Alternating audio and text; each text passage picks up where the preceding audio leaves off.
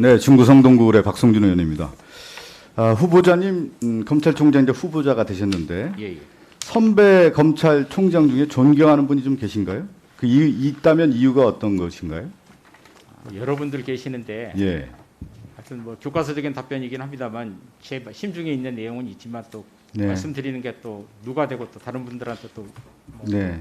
서운해하는 부분도 있어서 죄송합니다. 제가 그 PPT 자료를 하나 준비를 했는데요. 이 후보자께서 좀 한번 좀 잘 지켜봐 주시기 바라겠습니다. 그 큰 자료 하나 없나요? 지금 저 자료 말고 제가 이제 지금 살펴보면은 88년 검찰총장부터 21명 있었습니다. 근데 임기를 완료한 분이 이제 한 8명 되고요.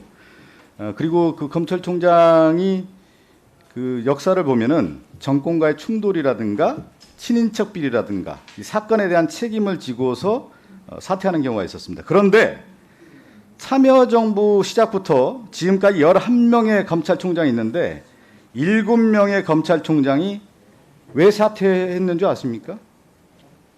검찰 개혁과 관련해서 사퇴를 했습니다. 사퇴를 불사하면서 저항을 했는데 자 한번 볼까요? 김가경 전 검찰총장 같은 경우는 이제 참여정부 들어서면서 노무현 대통령께서 이제 검찰 인사와 관련된 부분에 있어서 저항을 했죠. 송광수 전 검찰총장 같은 경우도 중수부 폐지가 나오자 내 목을 쳐라 이렇게 저항을 했고요. 34대 김종빈 검찰총장 같은 경우도 수사지휘권 발동과 관련해서 항의성 사퇴를 하게 됩니다. 그리고 37대 김준규 검찰총장도 검경수사권 조정과 관련해서 항의를 하고요. 한상대 검찰총장은 검찰개혁과 관련해서 또 그 당시 이제 검사들이 이제 저항을 하면서 집단 항명을 하면서 사퇴를 하게 되고요. 문무일 전 검찰총 임기를 마무리했지만 검경수사권 조정과 관련해서 저항하는 모습이었습니다. 마지막으로 윤석열 전 검찰총장 같은 경우는 출마를 이제 시사하면서 사퇴했는데 앞서 김종민 의원이 얘기한 것처럼 검찰 개혁에 저항하는 모습이었습니다. 왜 김호수 후보자께서는 이 앞에 선배들의 검찰총장 이력을 저희가 살펴봤는데 왜 저항을 했을까요?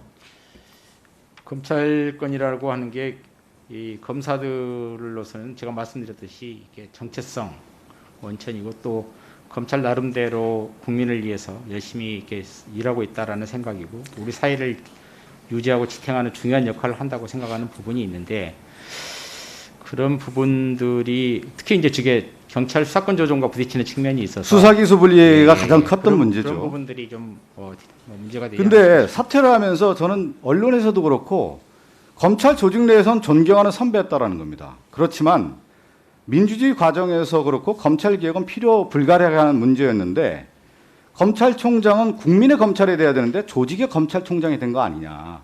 저는 김호수 검찰총장 후보자가 앞으로 조직에서만 존경이 아니라 국민의 존경을 받는 검찰총장이 됐으면 하는 바람이 들어서 좀 말씀드리겠습니다. 예, 유념하겠습니다. 자, 그리고 우리가 이제 제왕적 대통령제라는 얘기를 많이 쓰잖아요. 예. 근데 제왕이 성립되기 위한 두 가지 조건이 필요합니다. 하나가 뭐냐면 임기가 제한되어 있지 않죠. 절대 권력을 행사하는 임기가 제한되어 있지 않고 또 하나가 뭐냐면 그 권력 행사를 했을 때 무오류성이 인정받아야 되는 겁니다. 그렇기 때문에 한국에서 제왕적 대통령제라는 것은 성립되는 문제가 아니죠. 대통령도 구속이 되니까요. 근데 제가 이것을 적용을 해보면 제왕적 검찰 조직은 유효하다. 검찰 조직은 임기가 없는 거죠. 조직 자체가. 그러면서 검찰 조직에 있는 분들은 신성 가족이 되고 면죄부를 받는 것이 아니냐. 앞서 많은 분들이 지적하지 않았습니까? 제 식구 감사기를 하고 죄를 져도 책임을 지지 않는 것이 지금 오늘날의 검찰의 모습 아니냐. 무오류성을 인정받고 있다는 것이죠. 그게 하나가 저는 대표적인 사건이 김학의 사건이다라고 생각이 듭니다. 김학의 사건 같은 경우는 성접대 동영상이 다 등장해서 온 국민이 김학의라고 하는 사실을 다 알고 있는데 검찰에서는 어떻게 했습니까? 2번의 무혐의를 처리하지 않았습니까? 그래서 추후에 진상조사를 통해서 이것을 명명백백하게 밝히라고 하는 것이 국민의 명령이었습니다. 그래서 이것을 제대로 조사하는 것이 마땅한데 그렇다고 하면 김학의 제가 영상을 또 하나 있는데 저 영상 볼까요? 제가 이 당시에 방송국에 있어서 너무나 잘 알고 있어요. 이 당시 시점이 보면 2019년 3월 22일 날 10시 49분에 김학의 전 법무부 차관이 위장을 하죠.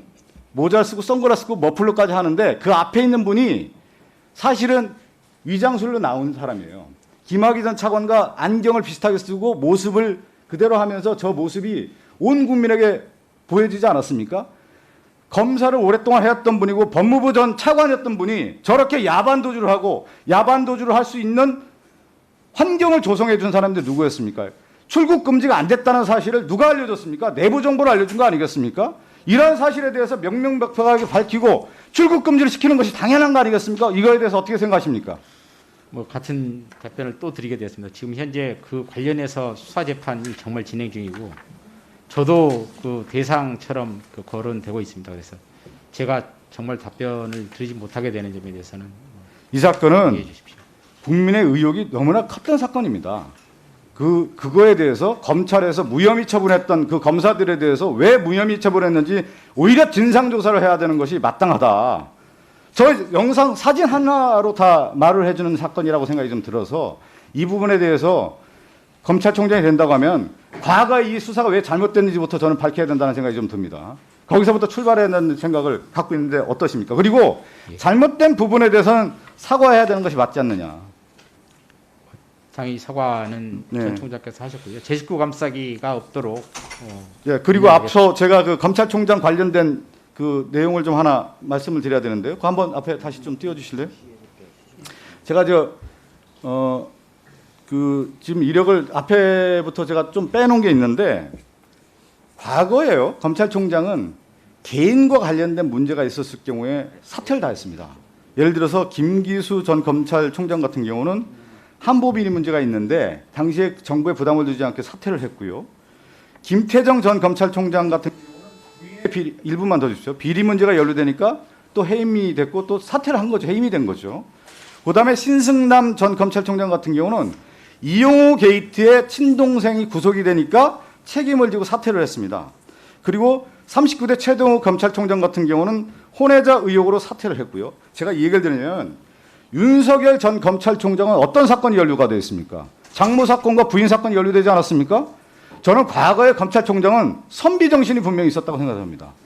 자신의 문제가 있다거나 자기 주변에 문제가 있다고 하면 도의적 책임을 지고 사퇴를 했던 것이 맞는데 윤석열 전 검찰총장 같은 경우는 부인과 장모라고 하는 사건이 연루가 되어 있고 수사가 진행되는 사건에서 사퇴하지 않았습니다. 이 부분에 대한 생각은 어떻습니까? 뭐 전임 총장님 그 인사와 관련해서 제가 후보자로서 말씀드리는 게 참 적절하지가 않은 것 같습니다. 예. 이상입니다.